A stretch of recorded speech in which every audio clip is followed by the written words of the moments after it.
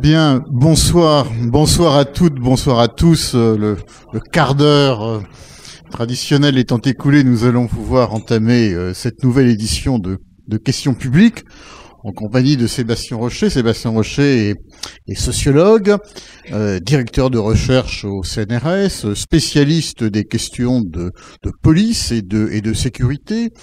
Il vient de Grenoble. Il enseigne à Sciences Po et ce qui est sans doute plus rare parmi les sociologues, à l'École nationale supérieure de la police de Lyon, pas loin de Grenoble.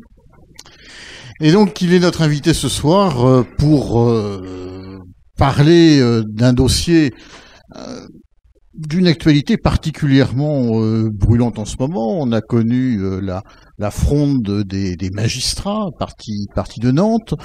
On a vu deux compagnies de CRS se mettre en grève de la faim ou menacer de le faire et faire plier le ministre de l'Intérieur en quelques jours.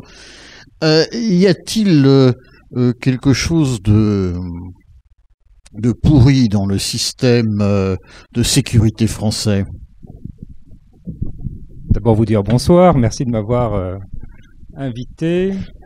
Et je suis très content de pouvoir m'exprimer devant vous et puis j'espère surtout discuter. Je vais essayer de répondre à la question. Non, tout va bien. Je crois que tout le monde ici a bien conscience qu'il n'y a pas de problème. La France est un pays qui est parfaitement administré, dans lequel on n'a plus de problème de délinquance et dans lequel les forces de l'ordre et les magistrats sont très heureux. Donc ça permet de synthétiser les choses de façon directe. Non, c'est assez rare en tout cas comme symptôme de voir l'unanimité chez les magistrats et les magistrats dans la rue. Donc il y a quelque chose qui a dû quand même passablement les énerver. Et des syndicats de policiers qui se sont joints à leur fronde. Voilà, et être accompagné par les syndicats de police, c'est encore plus rare. Alors c'est vrai qu'il y a un mécontentement qui va pas être exprimé publiquement par les policiers et par les gendarmes. Pour ceux qui ont la chance, comme moi, de les fréquenter, c'est vrai qu'il y a un mécontentement profond et qui était peut-être pas complètement attendu. En 2007, on aurait peut-être pensé à tout sauf à ça, parce qu'on a eu la chance d'élire un président de la République qui nous avait promis de nettoyer les banlieues au Karcher et qui avait fait de la sécurité son cheval de bataille. Donc on ne s'attendait pas spontanément qu'à ceux qui sont chargés de l'application de la loi et de l'ordre, donc les policiers et les tribunaux, on ne s'attendait pas forcément à les voir arc-boutés dans la rue et en train de protester. J'ai oublié de vous présenter complètement. Vous trouverez à la sortie un certain nombre d'ouvrages de Sébastien Rocher. J'avoue ne pas les avoir tous lus, mais j'avais lu avec un vif intérêt le dernier. Enfin, vous avez bien un ouvrage en Turquie depuis. Enfin, le dernier ouvrage paru en France qui s'appelle le Frisson de l'émeute, violences urbaines et banlieues, qui était un livre qui revenait sur les événements de l'automne 2005. Nous en avions d'ailleurs rendu compte dans le tout premier numéro de Place Publique. Et j'avais été frappé par la complexité, la subtilité de l'approche, parce que les questions de sécurité sont souvent un sujet traité à la hache par les uns et par les autres. Et justement, on en est à se demander si les enjeux politiques, les enjeux idéologiques ne sont pas tellement prégnants qu'on serait en fait empêché. Il semble bien difficile de se mettre d'accord sur de simples constats. Existe-t-il aujourd'hui en France une sorte de thermomètre fiable de l'état de la sécurité? Alors il y a plusieurs questions qui sont mélangées. Paradoxalement, la sécurité est pas une question qui intéresse beaucoup les institutions. Alors la sécurité des citoyens ordinaires, c'est pas une question qui intéresse beaucoup les pouvoirs publics. Pour différentes raisons. L'État, donc le gouvernement central, aime bien tout ce qu'on appelle en France le régalien. Ça veut pas dire grand-chose, mais c'est le terme qu'on utilise. c'est les services de renseignement. Les grandes réformes qui ont été faites, c'est sur la réorganisation du renseignement. Parce que ça, c'est important pour le pouvoir. Ça aide à diriger, ça aide à contrôler, ça aide à anticiper. C'est un outil du pouvoir. Donc ça, c'est quelque chose qui va intéresser.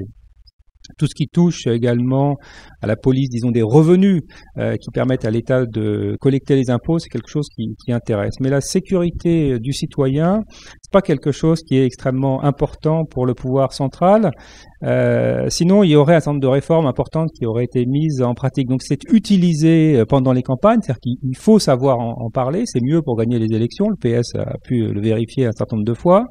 Mais c'est pas quelque chose qui est important pour ensuite gouverner. On n'a pas besoin de ça pour gouverner. Donc ça, c'est un point important. Excusez-moi, je vous interromps, mais je suis un peu surpris par ce que vous dites. Parce que vous dites, le pouvoir ne s'intéresse pas tellement à ces questions de sécurité. Or, récemment, le meurtre atroce de la jeune Laetitia, le président de la République vient sur le terrain. Enfin, dès qu'il y a un fait divers un petit peu sanglant, on voit les ministres, on voit le président et on vote une nouvelle loi.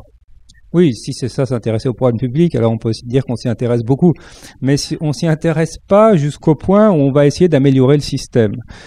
Donc on s'y intéresse parce qu'on imagine qu'il y a une émotion. Donc électoralement, et c'est souhaitable qu'il y ait des élections, puisque c'est quand même ce qui caractérise les démocraties. Donc électoralement, il est quand même relativement payant de s'adresser aux émotions. C'est quelque chose qu'il faut faire. Donc en fait, on associe, le gouvernement associe son image avec l'expression publique d'une émotion, d'un choc, avec la peine des familles, etc. Bon, mais c'est pas ça qui fait nécessairement la politique de sécurité d'un pays. Ça, c'est nécessaire. C'est qu'il faut envoyer des signaux à l'opinion. Il faut dire à l'opinion, je vous ai compris, je souffre avec vous, etc., etc. Normalement, c'est un levier. Mais ensuite, il faut mettre sur pied une politique de sécurité qui est efficace. Il faut, par exemple, vouloir mettre en place une réforme de la justice. Mais réformer la police et la justice, ça, c'est quelque chose d'extrêmement impopulaire. La hantise de tout gouvernement à 13 mois des élections présidentielles, c'est d'avoir dans la rue les policiers et les gendarmes. Ça, donc on veut l'intérêt du peuple jusqu'au moment où ça peut vous priver des bénéfices d'une élection. Voilà, donc on ne veut pas tant que ça. Et encore une fois, il n'y a pas eu de réforme en matière de sécurité. Vous pouvez réfléchir. Il n'y a pas de réforme profonde. Il y a des lois nouvelles qui promettent des sanctions plus sévères, avec les résultats qu'on sait. Et dans tous les pays qui ont eu recours à cette idée qu'il suffirait de punir plus pour assurer la sécurité, les pays qui ont le plus expérimenté ça, comme les États-Unis, s'en sont mordus les doigts et sont en train de faire demi-tour. Donc c'est pas ça une politique de sécurité, c'est de transformer profondément les structures, et, par exemple, et aussi le partage des responsabilités, mettons entre par exemple l'État et les collectivités territoriales. Ça repose sur une capacité d'analyse. Un État qui s'intéresse à la sécurité des citoyens, c'est un État qui veut comprendre les phénomènes pour les traiter. Donc c'est un État central qui a par exemple une commission dans laquelle il va aussi entendre les collectivités locales, entendre les citoyens.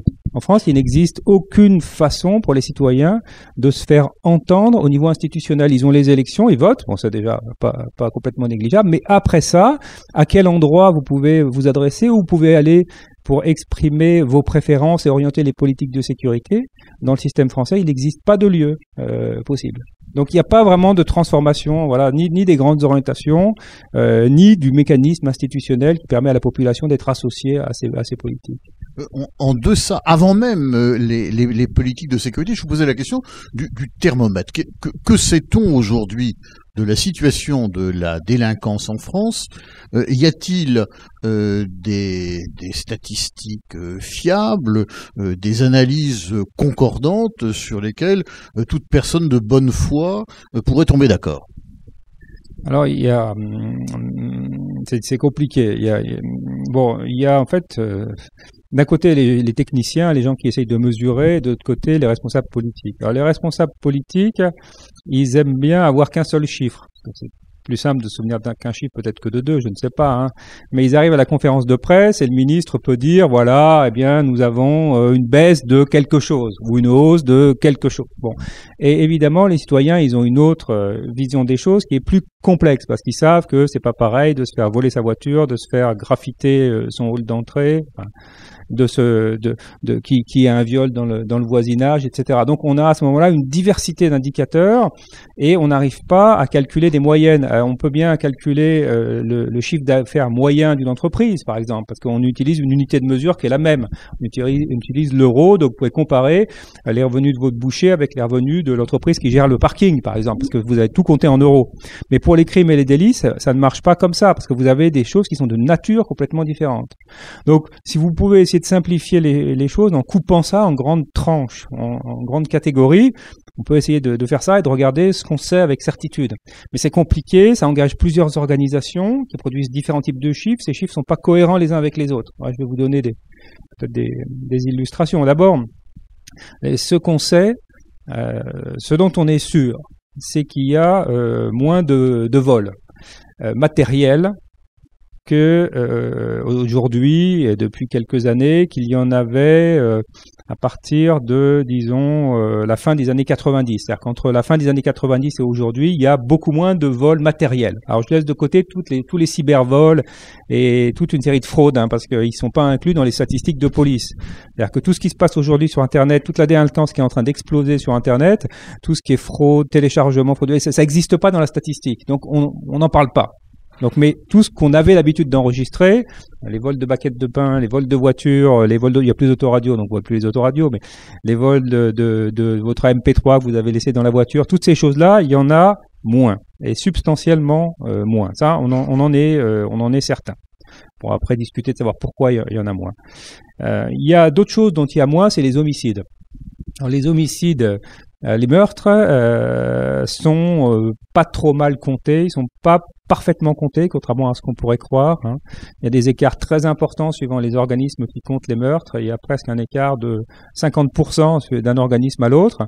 Donc c'est quand même pas complètement négligeable. Sur des petites quantités, quand on est concerné, évidemment, on ne peut pas considérer que c'est des petites quantités, mais d'un point de vue statistique, des petites quantités.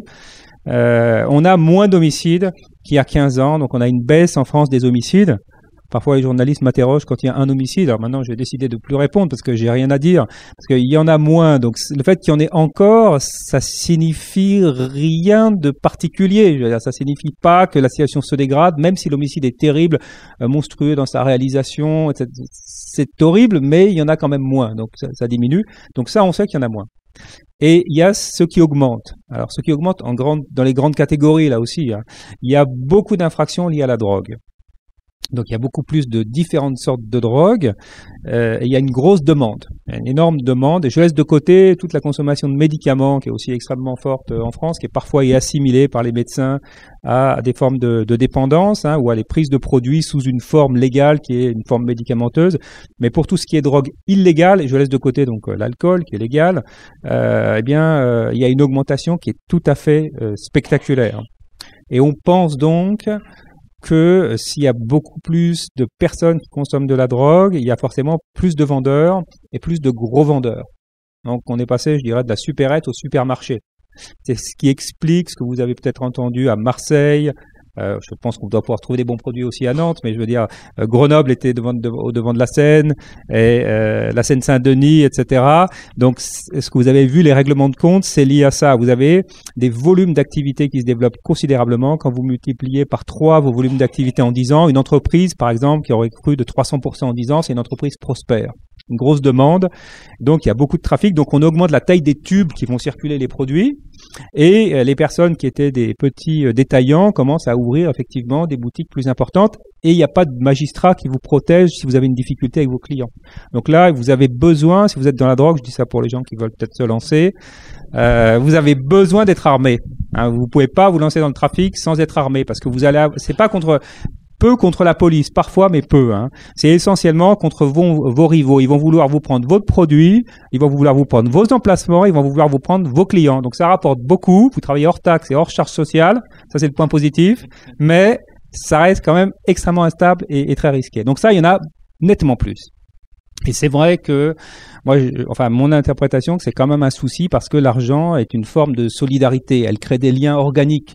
Quand vous avez des bandes qui luttent les unes contre les autres, mais qui ne s'enrichissent pas, elles ont toujours un pouvoir d'attraction. parce que bon, quand on entre dans une bande qui fait peur dans le quartier, on est quelqu'un. Mais avec l'argent, on entre dans une autre logique. Et cet argent, pour ceux qui ne le flambent pas en allant à Nice, alors évidemment de Grenoble, c'est plus pratique d'aller prendre son petit déjeuner à Nice qu'ici de Nantes. Bon, d'accord. Mais même, c'est la logique un petit peu la même. Si on ne le flambe pas, on va le réinjecter dans l'économie légale. Et ensuite, c'est très très compliqué de séparer l'économie légale de l'économie illégale. Les deux économies sont complètement imbriquées. Donc c'est très compliqué au niveau local et au niveau national de faire face. Donc ça, il y en a vraiment nettement plus. C'est un business qui marche bien. Ce qui a plus aussi, c'est tout ce qu'on appelle des coûts et blessures non acquisitifs. On vous frappe pas pour vous voler. Bon, alors c'est pas toujours une satisfaction, mais alors il y a deux types de coûts et blessures non acquisitifs principalement. Il y a tout ce qui est domestique, et là c'est plutôt les hommes qui frappent les femmes. Alors, je ne sais pas s'il faut s'en réjouir ou pas, ça dépend de quel sexe on est, ça reste relativement complexe, l'agression physique reste quand même un trait masculin, l'agression physique violente.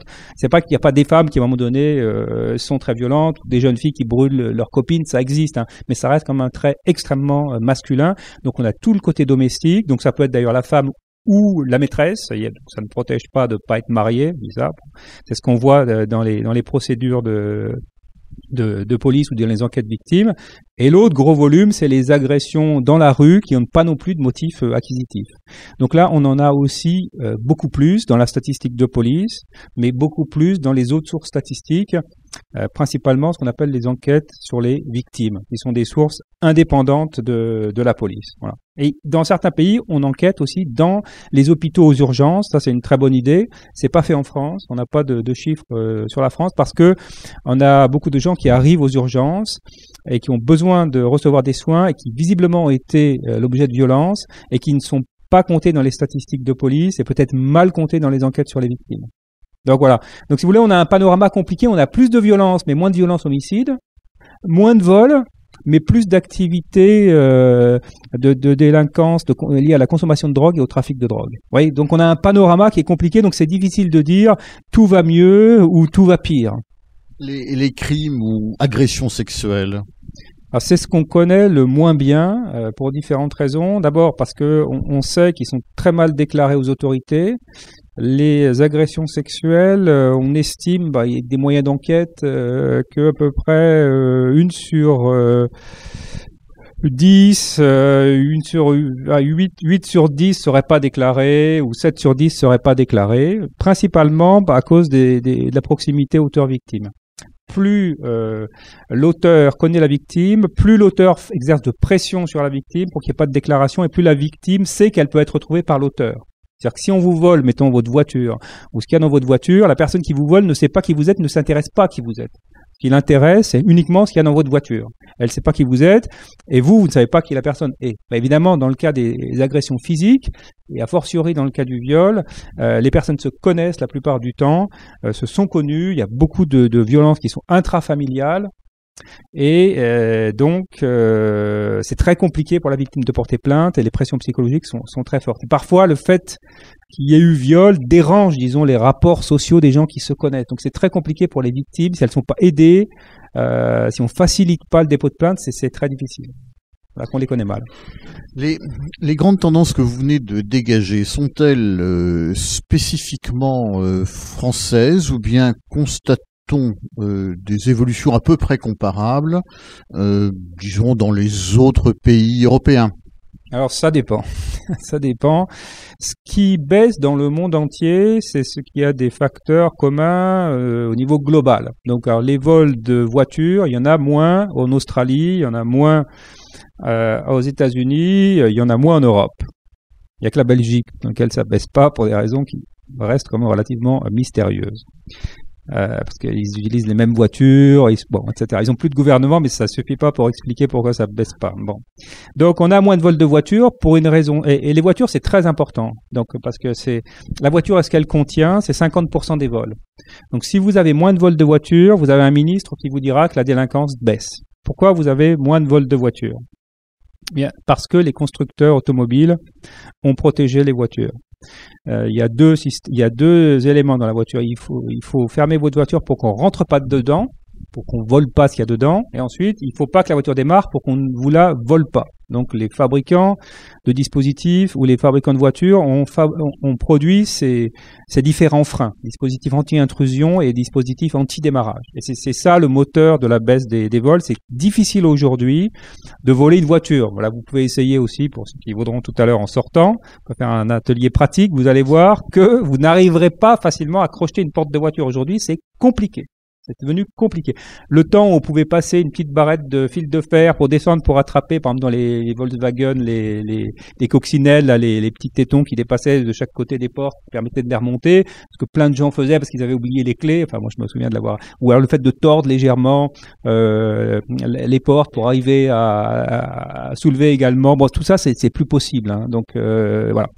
Donc les constructeurs ont protégé les voitures. Il y a une norme européenne de 97 et à partir de 97, toutes les voitures ont été équipées de systèmes d'antidémarrage. C'est une norme européenne. Et comme c'est les mêmes constructeurs qui fabriquent les mêmes voitures et qui les distribuent dans toute l'Europe, on a un phénomène à travers toute l'Europe, bon, toujours sauf en Belgique. Hein. Donc voilà, on a là, mais c'est énorme hein, la baisse, hein, c'est 40%, c'est considérable. Et quand vous faites baisser de la moitié ou presque de la moitié quelque chose qui représente l'essentiel des vols, vous pouvez, c'est le moment d'être nommé ministre de l'Intérieur. Il faut bien regarder, c'est une opportunité importante. Quoi. Vous pourrez dire que les résultats vont dans le bon sens. Enfin, ça c'est ce qui va, dans tous les pays, c'est la même chose. Il y a la deuxième chose qui est pareille dans tous les pays, et curieusement, c'est les meurtres. Il y a moins d'homicides, donc les rythmes de l'homicide sont synchronisés dans tous les grands pays occidentaux. Alors, ne me demandez pas pourquoi, ni même, vous pouvez demander à mes collègues aussi, ils ne savent pas non plus. En Australie, aux États-Unis, au Canada, en Europe, donc les rythmes sont synchronisés. On a connu une élévation des taux d'homicide de 1950 à 1985. Grosso modo, hein, c'est pas chaque pays n'a pas exactement les mêmes dates de début et les mêmes dates de fin. On a connu une élévation entre 50 et 85-87 et depuis, on a une diminution du nombre des homicides ou du taux d'homicide, quel que soit le système de mesure qu'on va prendre. Et c'est très curieux, c'est très difficile de savoir pourquoi. Parce que on imagine que c'est relié à des formes locales. Par exemple, mettons les homicides familiaux, c'est lié au fait que les hommes pensent qu'à un moment donné, c'est juste de tuer une femme ou c'est possible de tuer leur femme ou la femme de leur voisin. Bon, donc pourquoi ça évoluerait de la même manière dans tous les pays? On peut aussi se dire c'est relié à la performance de la police, mais en fait ces délits sont assez moyennement élucidés aux États-Unis, mieux élucidés en France. En France, si vous tuez quelqu'un, il faut que je vous dise ça aussi, vous allez être arrêté. Vous allez être condamné, donc c'est pas non plus forcément une bonne idée. Il y a plus de 85% des homicides qui sont élucidés, donc vos pourcentages de pas être pris sont faibles. Et la plupart des gens d'ailleurs qui tuent en fait se rendent eux-mêmes à la police. Hein, donc bon, donc pourquoi ça diminue, c'est très compliqué, mais c'est ce qu'on mesure le mieux, les meurtres, et il y en a effectivement moins. Voilà. Et le reste, c'est différent suivant les pays. Aux États-Unis, vous avez aujourd'hui moins, par exemple, de coups et blessures. En France, vous en avez plus, en Grande-Bretagne, vous en avez plus, et dans d'autres pays d'Europe, vous allez en avoir moins depuis 1985. Et on ne sait pas bien dire pourquoi certains délits évoluent de la même façon dans tous les pays et d'autres délits n'évoluent pas de la même façon dans tous les pays. C'est compliqué et ça n'intéresse pas grand monde, encore une fois. C'est-à-dire que si ça intéressait les gouvernements, il y aurait des programmes de recherche. Ils lanceraient des initiatives, la recherche est publique en France. Donc si vous n'avez pas de fonds publics, vous n'avez pas de recherche. Donc si ça intéressait les pouvoirs publics, depuis 30 ans, ils auraient mis en place des programmes pour dire oui, ça nous intéresse de savoir pourquoi les gens sont agressés ou pas, ou pourquoi les gens sont tués ou pas. Mais comme ça n'intéresse pas les gouvernements, il n'y a pas de programme. En France, il n'y a même personne qui produit aucune analyse au niveau gouvernemental. Tous les organismes affiliés au gouvernement, il n'y en a aucun qui produit la moindre note sur les facteurs et les causes de ces phénomènes-là. Il n'y a pas d'intérêt, donc il n'est pas la peine de produire du papier. De toute façon, il serait rangé dans une armoire, donc ça ne servira à rien. Voilà. Je trouve fascinant ce que vous dites là sur l'évolution comparée de la délinquance et de la criminalité, parce que il me semble que ça pose une question. Enfin, ça en pose plusieurs, mais ça en pose au moins une. Et c'est celle de l'efficacité relative des politiques de sécurité. Est-ce qu'il n'y a pas des grands facteurs explicatifs, je sais pas, de la réussite scolaire, au taux de chômage, en passant par le revenu moyen des habitants, qui seraient des variables explicatives de l'augmentation ou de la diminution de la délinquance beaucoup plus puissants que n'importe quelle politique de sécurité? Si effectivement, si on appelle politique de sécurité la politique policière et la politique judiciaire, oui, la plupart des sociologues pensent que l'action de la police et de la justice a un effet marginal sur à la fois les tendances et les volumes de délits. C'est toujours un sujet de débat avec les pouvoirs publics. Qui pensent, qui disent le contraire, je ne sais pas s'ils le pensent vraiment, mais qui disent le contraire. Je le dis souvent, je le dis même toujours aux policiers que je forme, puisque j'ai la chance depuis 93, donc d'enseigner à l'École nationale supérieure de police qui forme les commissaires. Donc je les expose aux résultats de la science.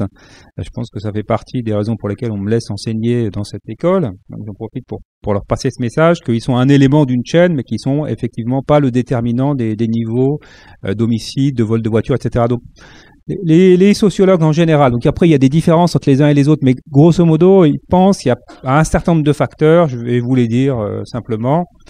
Il y a un premier facteur qui est ce qu'on appelle l'efficacité sociale, ce que certains appellent parfois le contrôle social, et c'est le fait que les gens dans une société ils veillent les uns sur les autres.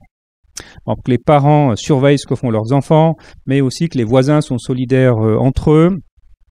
Et que dans un quartier, à l'échelle d'un quartier, même les gens qui ne sont pas directement des voisins, en fait, prennent collectivement en main leurs affaires.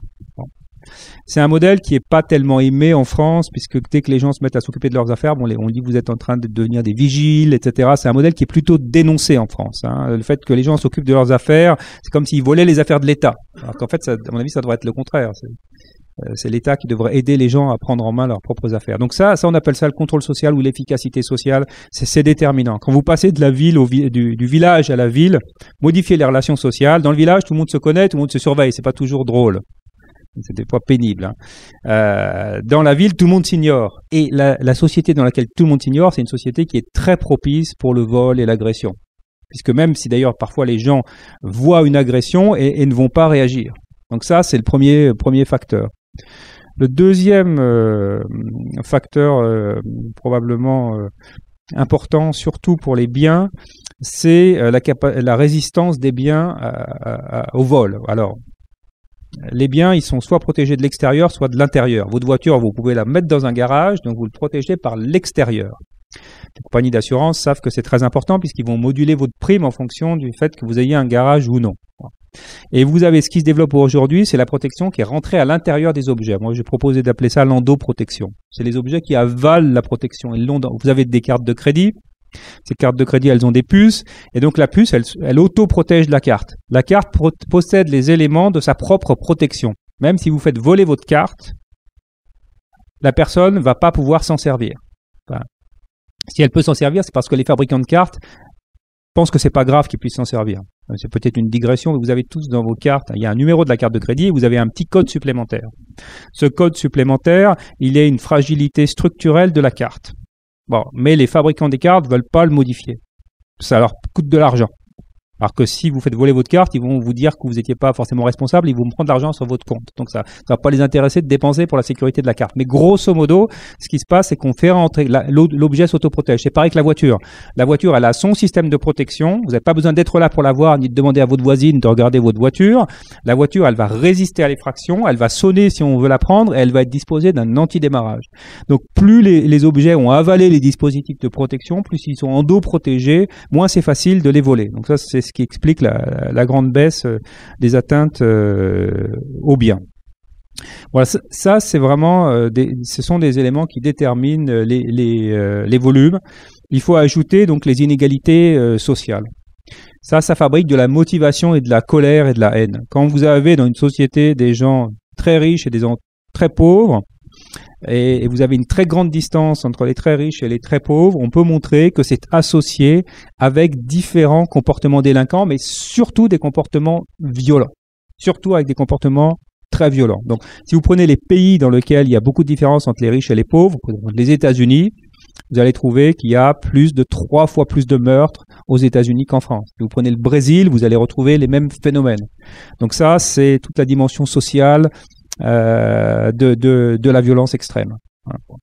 Et puis, voilà, ça c'est les grands piliers, si vous voulez, du phénomène qui ensuite sont déclinés dans les sociétés où il y a de l'éducation. Si vous êtes pauvre, vous réussissez pas à l'école, et ça a un facteur. Vous habitez dans un quartier défavorisé dans lequel le contrôle social est faible, donc les facteurs vont se combiner entre eux. Mais les 3 grands piliers, c'est ceux que je viens de citer.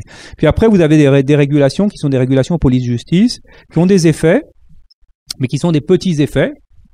Qui parfois peuvent avoir sur certains types d'homicides, certains types de délits, des effets un peu plus grands ou un peu plus petits, mais qui sont pas les effets principaux. Hein. C'est des effets un peu, disons, secondaires. Hein. C'est que la police est comptable. Quand ça va pas, on va virer le préfet. Dans l'Isère, on a viré le préfet. Il y a une émeute, on vire le préfet. Bon, c'est pas le préfet qui avait déclenché les émeutes, mais bon, on va quand même virer le préfet. Bon, on sait jamais. C'est comme l'entraîneur, peut-être de l'équipe de foot. Voilà, parce qu'ils sont comptables. La police, elle est comptable. On va dire, voilà, c'était votre responsabilité. Vous avez signé, vous avez accepté la mission. Maintenant, ça va mal. Vous allez rendre des comptes et vous allez payer. Voilà, ils sont comptables, mais c'est pas eux qui déterminent les niveaux. Pourquoi? Parce que la police, elle est pas là la plupart du temps. Ce qui va vraiment gêner le délit, c'est qu'au moment où il se passe, quelque chose va se produire. Vous essayez d'entrer dans la voiture, vous pouvez pas. Là, ça vous arrête. Vous allez donner un coup de boule à votre voisin qui vous énerve vraiment à écouter du rap alors que vous préférez de loin l'électro. Si quelqu'un est là à ce moment-là, il n'y a pas la violence physique. Vous voyez ce que je veux dire? C'est ça qui va déterminer les taux de délit. C'est le fait qu'au moment où les choses vont se passer, il va y avoir quelque chose qui va vous empêcher de le faire. Et la police, en fait, on l'appelle après. Alors maintenant, elle a des voitures, elle conduit vite, etc. Vous pouvez l'appeler facilement avec le téléphone et ils peuvent se dépêcher d'arriver, mais ils arrivent toujours trop tard par définition, ou presque toujours trop tard, puisqu'on l'appelle une fois que c'est en train de se produire ou après. Donc c'est pas ça qui va déterminer les comportements des personnes. Quand vous êtes exaspéré par votre belle-mère, que vous dites je vais t'assassiner le soir de Noël et que vous essayez de lui planter un couteau dans le cou, ça se fait pas. Bon, et ça arrive, c'est drame familial. Bon, là, c'est trop tard. Vous voyez, appelez la police. Vous n'êtes pas en train de réfléchir. Et qu'est-ce que je risque? Est-ce que je risque 15 ans? Quelles sont les circonstances atténuantes? Ma belle-mère m'avait maltraité pendant le repas. Elle m'a mal parlé. Est-ce que mon avocat va pouvoir? Ce que je veux dire, on n'est pas du tout dans une analyse rationnelle des conséquences de l'acte. On est dans la détestation de sa belle-mère. Et il faut absolument qu'on en finisse. Il faut rendre justice. Depuis 15 ans qu'elle m'exaspère, enfin, je me lâche. Voilà, c'est ça. Donc, c'est la logique des crimes de violence. Hein. Les crimes de violence sont bien souvent très mal planifiés, déclenchés par des phénomènes complètement mineurs. Je donne un exemple encore. Un policier qui me racontait son premier homicide, c'était un couple dans lequel la femme a été accusée par son mari d'avoir acheté de la pastèque et il y avait des pépins dans la pastèque. Donc c'est monté en puissance et à un moment donné, l'altercation monte et il lui dit je vais te tuer, il prend le couteau et la personne ne pense pas toujours que son mari va la tuer à chaque fois qu'il y a un problème de ce niveau. Et bon, et voilà. C'est comme vous pouvez prendre des faits que vous connaissez quand les 2 jeunes filles avaient essayé de brûler leur concurrente. C'est pareil. Il y a une rivalité amoureuse. Est-ce que je vais tuer quelqu'un qui est une amie pour une question de rivalité amoureuse? Vous allez dire non, je vais pas le faire. Mais vous voyez ce que je veux dire? On n'est pas à ce moment-là dans l'ordre du calcul rationnel. Les déclencheurs des homicides, c'est toujours des choses minuscules. À chaque fois, les journalistes s'étonnent, mais ils ont raison de s'étonner, mais c'est toujours des choses minuscules. On ne tue jamais pour des choses importantes. Je dis pas qu'il faudrait le faire, hein, d'ailleurs, même. Quand vous expliquez cela à vos élèves de l'école de police, vous devez les démoraliser. Non, parce que je pense que la police et la justice ont des fonctions à jouer, évidemment. Déjà, il faut prendre les plaintes. Vous n'êtes pas remboursé par votre assureur, donc ça, c'est la police qui le fait. Donc ça, c'est quand même quelque chose qui est pas du tout négligeable.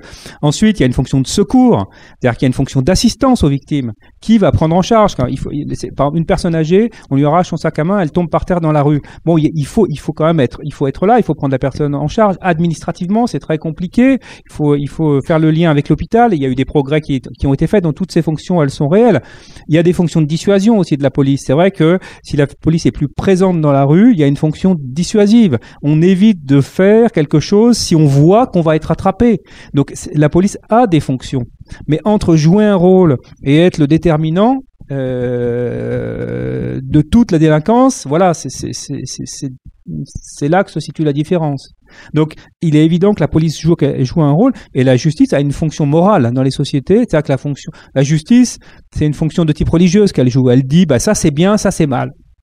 On va devant une cour de justice et le juge dit, plutôt 5 ans après, en général, vu les délais de traitement, c'est mieux que jamais, le juge dit ça c'est bien, ça c'est mal. Donc il y a une fonction de réassurance des normes, on appelle ça. Il dit ça c'est acceptable, ça c'est pas acceptable. Et dans nos sociétés, c'est plus le religieux qui le joue, c'est parfois le politique et pour la plus grande partie le système judiciaire. Donc ce sont des fonctions essentielles. On n'a pas de société sans normes. Et l'organe qui va dire les normes, effectivement, c'est la justice. Donc on en a absolument besoin. Oui, moi je vais peut-être vous poser 2 questions en restant un peu sur le global, puis après j'aimerais bien qu'on vienne un peu sur le territoire en quelque sorte. La première, c'est les relations éventuellement entre incivilité et insécurité. Parce que je pense qu'on perçoit, on a le sentiment que les incivilités augmentent. Alors je ne sais pas si ça se mesure.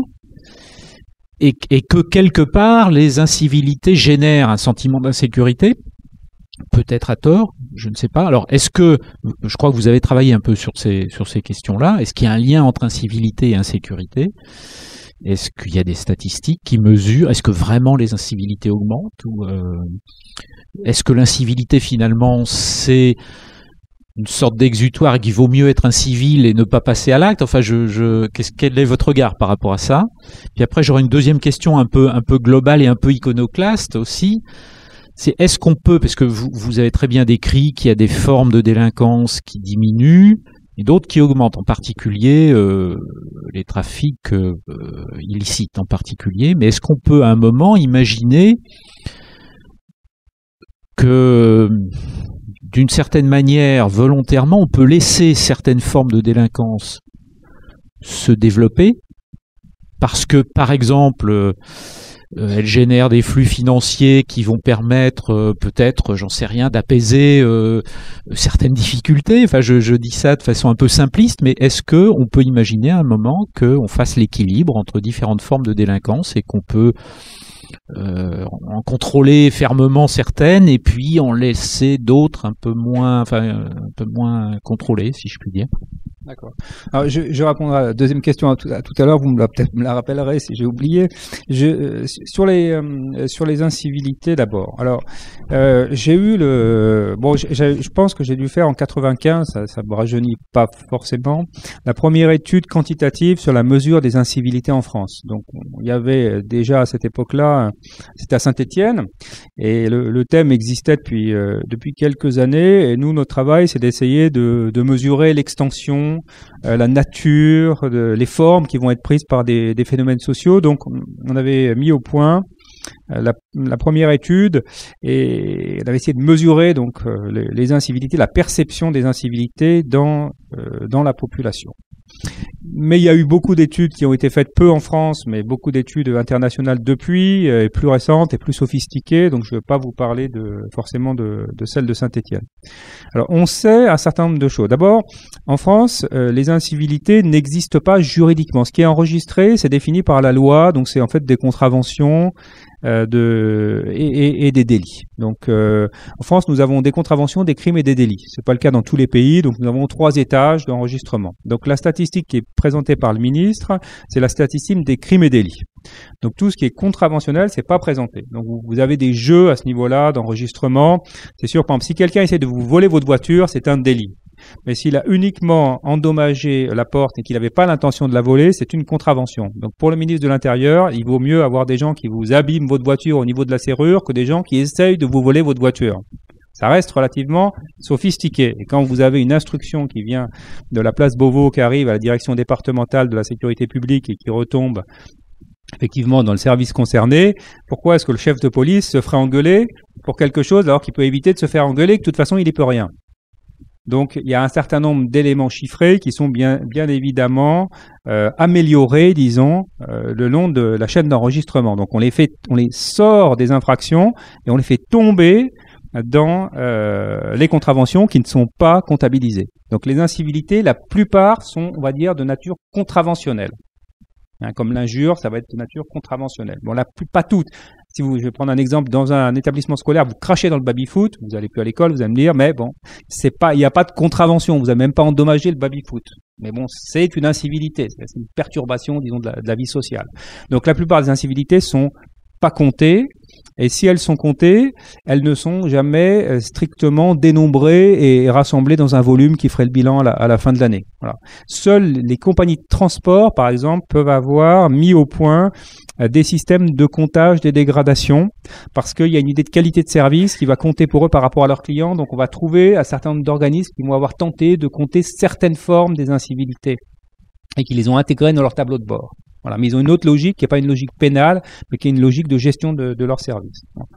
Alors, ces incivilités dont on ne peut pas dire l'évolution en volume sur l'ensemble de la France, on ne sait pas. Hein. Enfin, on pourrait savoir si on s'y intéressait, comme toujours, mais comme c'est pas un sujet en fait très important, donc on ne le sait pas. Au bout de 30 ans, encore une fois, on aurait pu vouloir s'y intéresser. Elles ont des effets qu'on peut mesurer. Donc, qu'est-ce qu'on sait? On sait effectivement qu'elles sont assez associées avec la crainte des gens. Les incivilités sont associées avec la peur.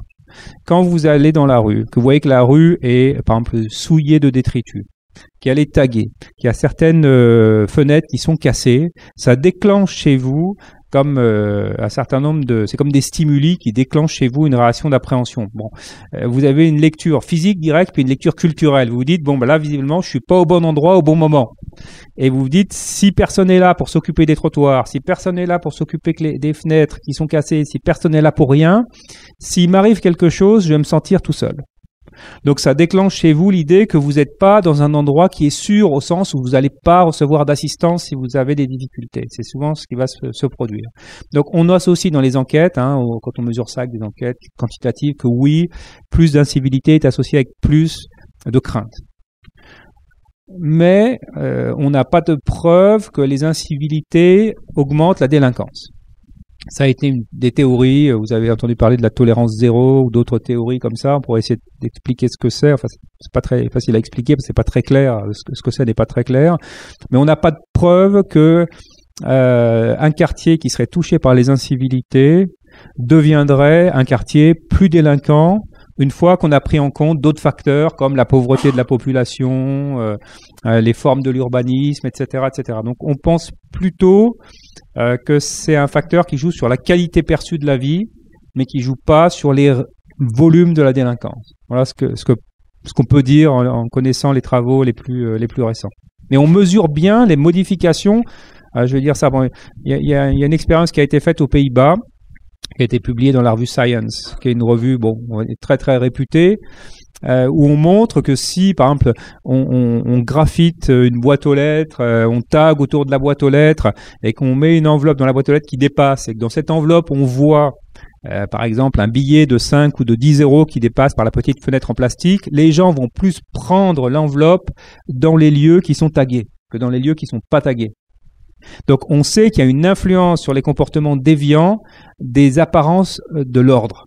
Là où les choses sont ordonnées, tout le monde va plus respecter les règles. Là où les choses sont moins ordonnées, les gens vont se saisir d'opportunités. Et c'est des gens ordinaires, c'est pas des grands criminels qui font ça. Hein. C'est des gens comme vous et moi qui arrivent devant la boîte aux lettres et qui voient tout d'un coup qu'ils peuvent prendre 5 ou 20 euros et qu'il va rien leur arriver. Donc ça, c'est déclenché par les incivilités. Mais c'est pas de la délinquance violente, c'est pas des meurtres, c'est pas des attaques de banque, c'est pas du deal de drogue. Ce sont des petites infractions qui peuvent être affectées par les incivilités. La deuxième question que posait Philippe Audic, c'était n'est-on pas tenté de laisser le commerce de la drogue se développer pour acheter la paix dans les quartiers? Je résume. Alors, ça peut être une bonne idée.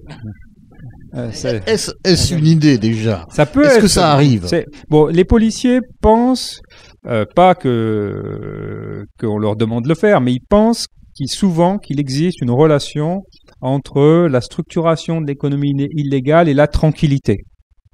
C'est pas évident de dire qu'ils ont tort ni qu'ils ont raison, parce que par exemple pendant les émeutes de 2005, on a vu que certains quartiers dans lesquels il y avait du deal de drogue avaient participé aux émeutes et d'autres quartiers qui étaient connus pour être des plaques tournantes n'avaient pas participé.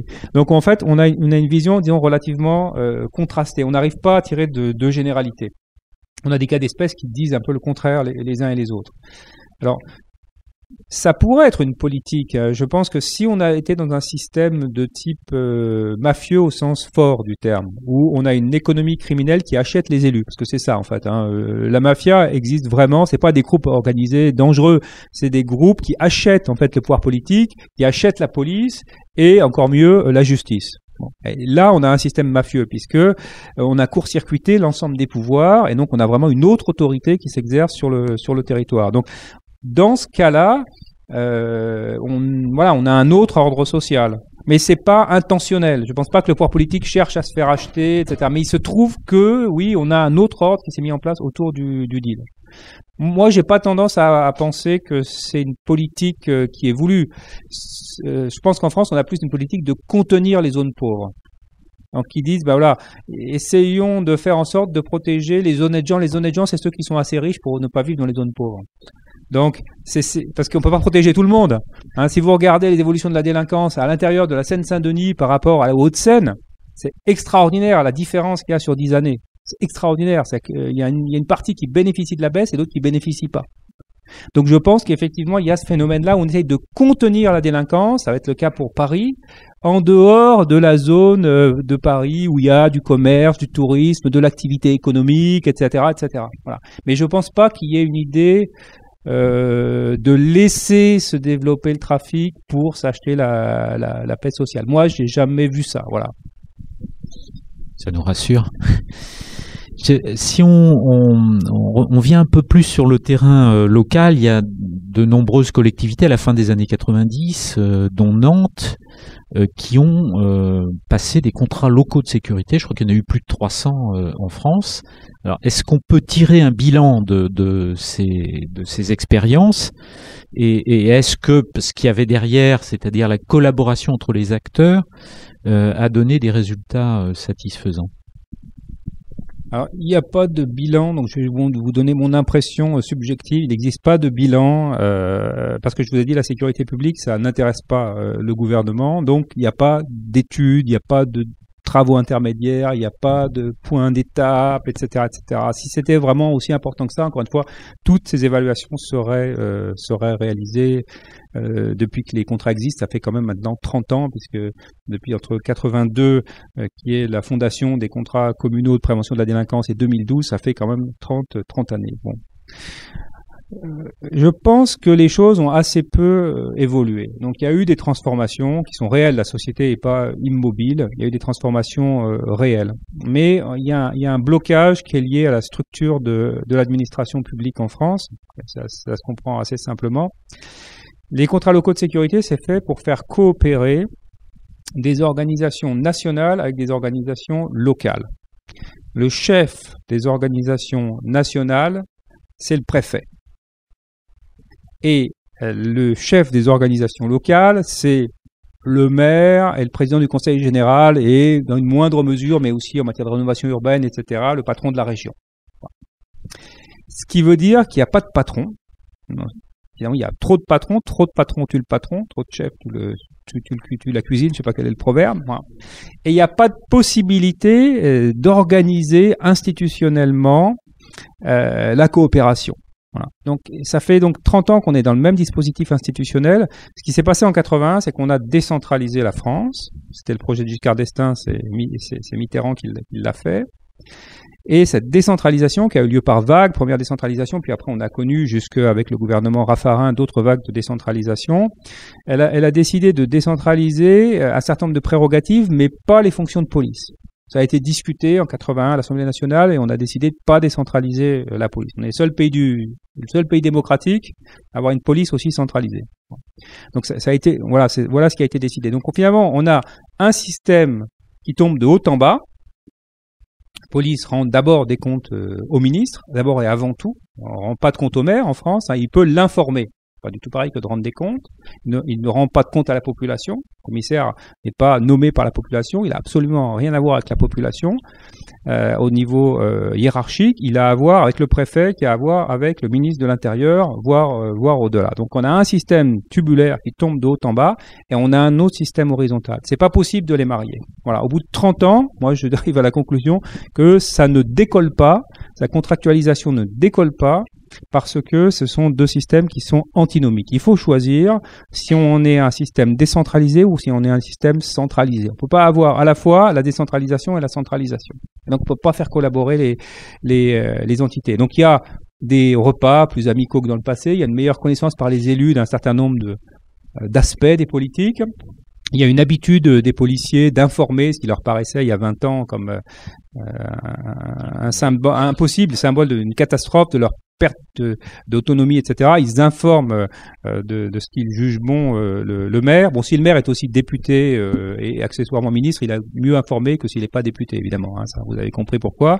Donc voilà, mais ce sont des systèmes qui sont donc incompatibles les uns avec les autres. Le modèle du partenariat, c'est un modèle du partenariat interservice sous la même autorité. C'est-à-dire que dans la même organisation, vous avez deux services, ces deux services, ils ne veulent pas coopérer entre eux. Comme vous êtes le patron des deux services, vous allez arriver à persuader les chefs de service qu'ils ont intérêt à le faire. D'ailleurs, sinon, ils vont peut-être s'en aller. D'accord ? Donc là, vous avez un certain nombre de moyens, à la fois de structuration de vos services, un moyen en termes de nomination des chefs de service, et puis un certain nombre de moyens incitatifs et positifs. Mais ça n'existe pas dans le cas des dispositifs de prévention-répression. D'accord. Alors, il n'y a pas de décentralisation de la police, mais il y a des polices municipales qui sont installées, qui prennent de plus en plus d'importance. Est-ce que ces formes de police sont la réponse aux besoins de proximité, puisque il n'y a plus vraiment de police de proximité? Est-ce que c'est une manière de pallier aux déficiences de l'État? Est-ce que ces polices municipales vont continuer à grossir quelque part? Nous, on doit travailler sur un projet de territoire à l'horizon 2030. Est-ce que c'est quelque chose qu'on doit inscrire dans notre projet, ce développement de la police municipale, et peut-être sur quelles compétences à ce moment-là? Peut-être ce qu'il faut regarder, c'est le cadre institutionnel général. On a différents modèles. Donc, quel est le modèle français? Le modèle français, c'est un système de police qui est fondé sur deux grands hommes politiques qui sont Napoléon et Pétain. Napoléon a inventé le préfet et Pétain a nationalisé la police. Donc le système français, il tient autour de ça. En fait, ce sont pas les meilleures références démocratiques de l'histoire de France, pour le dire d'une phrase. Donc on a un système de type plutôt autoritaire. On a un système de police. La France est une démocratie, il y a des élections, etc. Mais on a un système de police de nature autoritaire, qui n'est pas choisi par le ministre de l'Intérieur actuel ou même le précédent, qui est hérité d'un certain nombre de développements historiques. Donc, on a ce cadre-là. On a nationalisé les polices pendant la Deuxième Guerre mondiale parce que c'était difficile de collaborer efficacement avec l'occupant dans un système décentralisé. C'est pour ça que les pays qui ont une tradition de démocratie politique très forte, et notamment la Grande-Bretagne, c'est pour ça qu'ils détestent le modèle français. Ils sont venus étudier le modèle français, le modèle napoléonien, ils ont regardé, et ils ont dit, c'est ça qu'on ne veut pas. Et ils ont construit leur système après avoir étudié le système napoléonien. Et les démocraties politiques les plus avancées, alors je ne parle pas au niveau social, mais au niveau politique, comme les États-Unis aussi, sont des pays qui ont énormément mis l'accent sur l'importance de la décentralisation, parce que c'est des pays qui ont fui l'oppression des grands États. Hein, ils ont fondé leur démocratie politique sur le rejet du big government, des gros États, et aujourd'hui même de leur propre grand État fédéral, parce qu'ils pensent justement qu'il faut se méfier des entités qui centralisent l'ensemble des pouvoirs. Donc notre système, il est fondé en fait sur la centralisation. On a aujourd'hui avec l'intégration police-gendarmerie un seul chef pour toutes les forces de sécurité.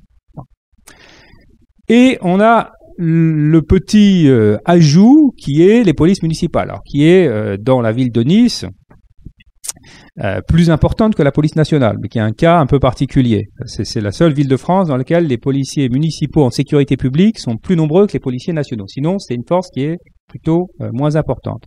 Donc ça, c'est une force qui s'est développée à partir des années 80. Donc, pendant la Deuxième Guerre mondiale, on nationalise toutes les polices municipales.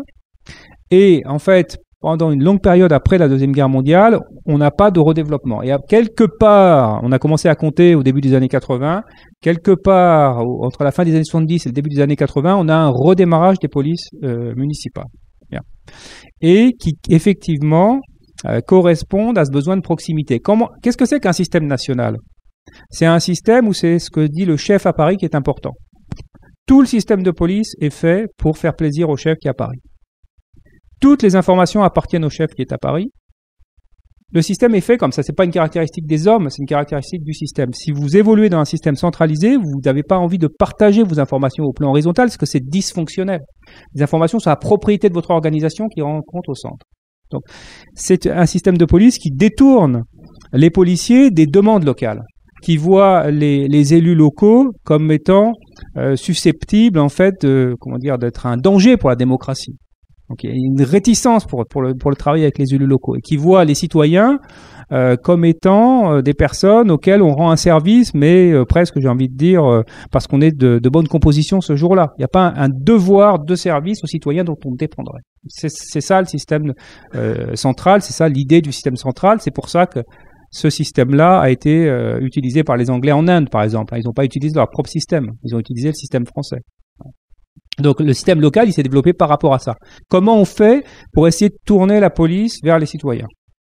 Donc les maires ont eu les problèmes de sécurité à partir des années 70 et un certain nombre des maires ont pensé que une des manières d'avoir un outil qui allait leur obéir, leur rendre des comptes, c'était de créer leur propre service. Et ils l'ont fait. Voilà. Donc c'est vraiment la particularité du système français. Il est d'un côté très national et un tout petit peu local. La plupart des autres pays ont des systèmes régionaux. Ils ont un système qui est ni national, ni très local. Et les pays fédéraux, ils ont donné les compétences de police aux unités membres. Donc, c'est les Länder qui ont les compétences de police en Allemagne, à part l'antiterrorisme et des choses comme ça. C'est les régions espagnoles qui le veulent, qui aujourd'hui peuvent avoir des compétences de police générales, même s'il existe des forces nationales de police. Les pays qui ont été, disons, sous l'influence napoléonienne, ont adopté le modèle central. Et les autres pays ont adopté un modèle fédéral dans lequel il y a ce qu'on appelle une distribution des compétences. La France est un cas unique. Si vous allez ailleurs, c'est pas comme en France. Donc voilà, la situation après, est-ce qu'on fait de la police municipale ou pas? Ça dépend de l'analyse qu'on fait. Est-ce qu'on souhaite que la police rende des comptes aux élus locaux et à la population? Si on souhaite qu'elle le fasse, les polices locales sont une bonne formule.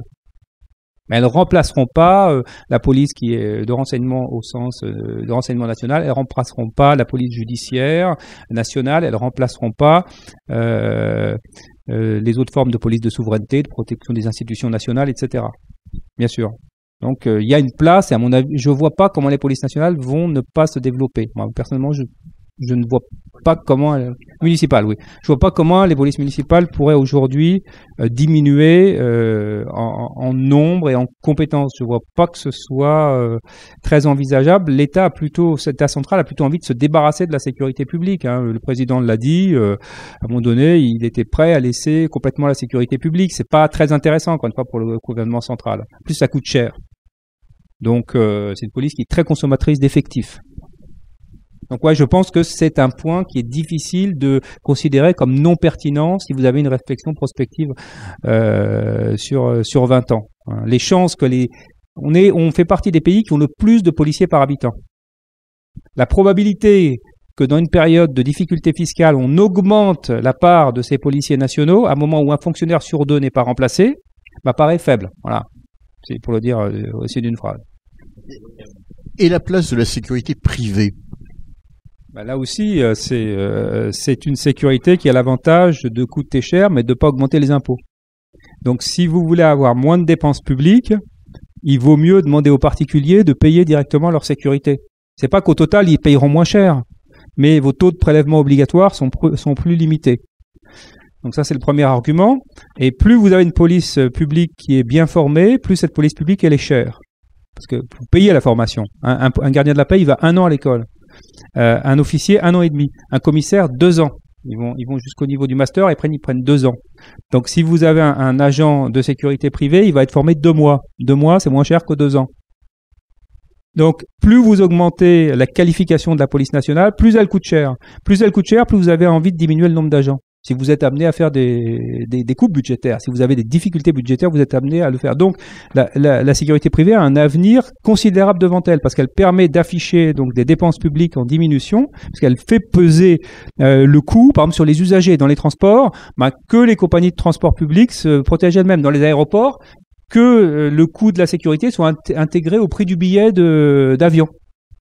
Il y a des taxes d'aéroport qui vont comprendre des taxes de sécurité, etc. Donc c'est ça la logique qu'il y a derrière. Donc ça, c'est une logique qui est très intéressante. Et vous allez avoir des créneaux qui sont des créneaux dans lesquels vous n'avez pas besoin de former beaucoup vos agents. Vous voulez surveiller l'entrée de l'immeuble ici.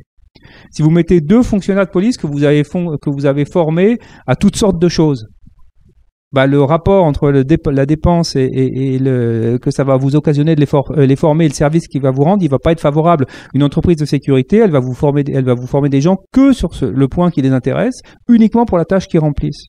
Donc elle va être plus performante, son rapport entre le coût et le bénéfice va être meilleur.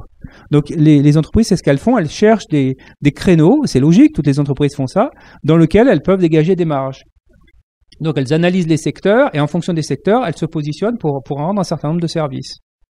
Donc la logique, c'est quand même une logique plutôt de confier au secteur privé des choses. Par exemple, les transports de fonds, aujourd'hui, sont réalisés par des entreprises privées. Si vous regardez les films des années 60, vous verrez que c'était public. Donc il y a pas mal de missions qui tendent à être externalisées.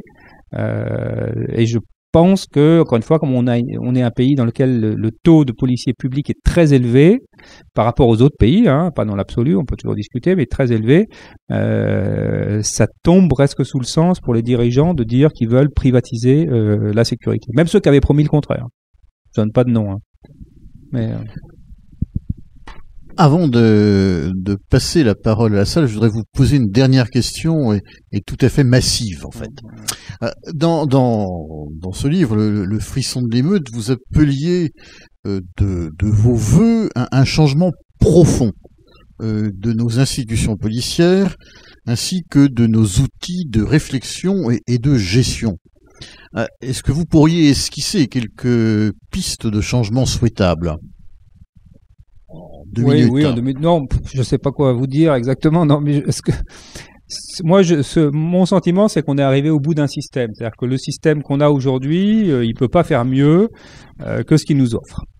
Alors, c'est pas une question de formation des personnes, c'est pas une question de qualification des individus. Avec l'argent qu'on met dans l'éducation, avec l'argent qu'on met dans la formation professionnelle, avec l'argent qu'on met dans le fonctionnement de ces grandes organisations, je pense qu'on peut pas faire beaucoup mieux.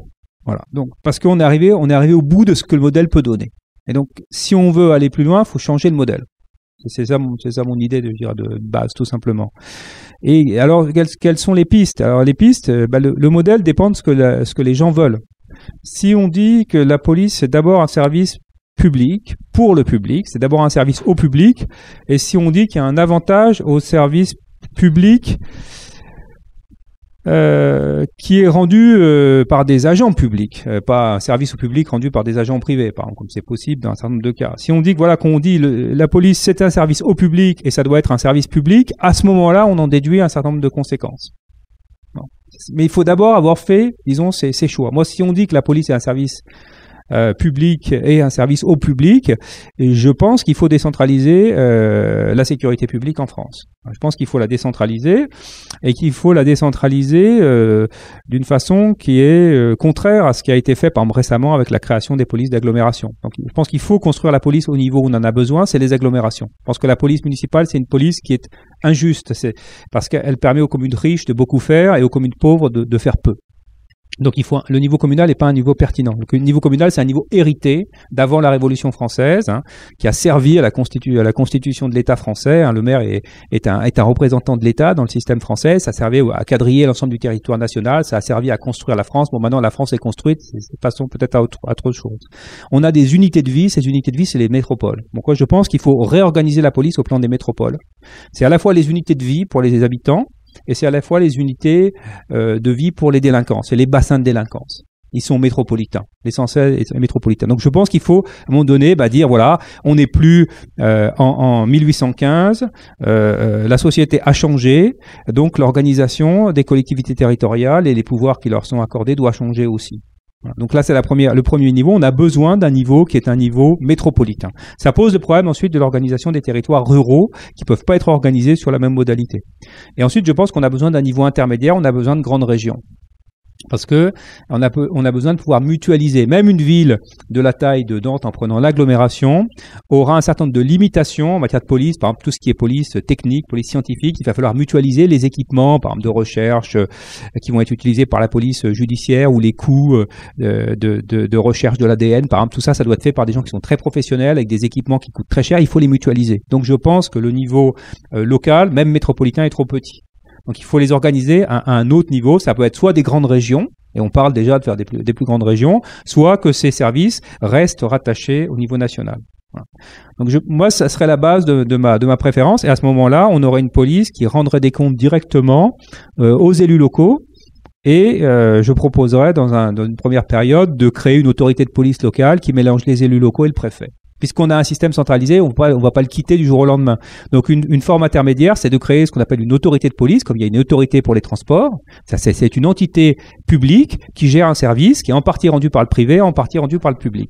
Et cette autorité publique, elle aurait une autorité sur les missions de police privée, les missions de police publique, rendues par la police, la gendarmerie. Ça n'enlève pas d'ailleurs la police municipale au maire, auquel on peut laisser un certain nombre de tâches d'hyper-proximité. Voilà. Ça, c'est un modèle qui est raisonnable. Enfin, pas pour les préfets, mais qui est raisonnable pour le reste de la population. C'est un modèle intermédiaire, qui n'est pas en rupture complète avec ce qu'on fait, mais qui s'en démarque quand même substantiellement. Voilà. Et ça concerne que la sécurité publique, donc on n'est pas obligé de régionaliser la police judiciaire, ni la police de renseignement. On peut conserver ces polices au niveau national. Voilà, ça c'est un élément important. Je pense que si la police le fait pas, de toute façon la logique c'est la privatisation. Soit la police est un vrai service public et les gens sont contents, soit les gens trouvent que ils sont pas contents, que c'est trop cher. Et à ce moment-là, la solution c'est de privatiser.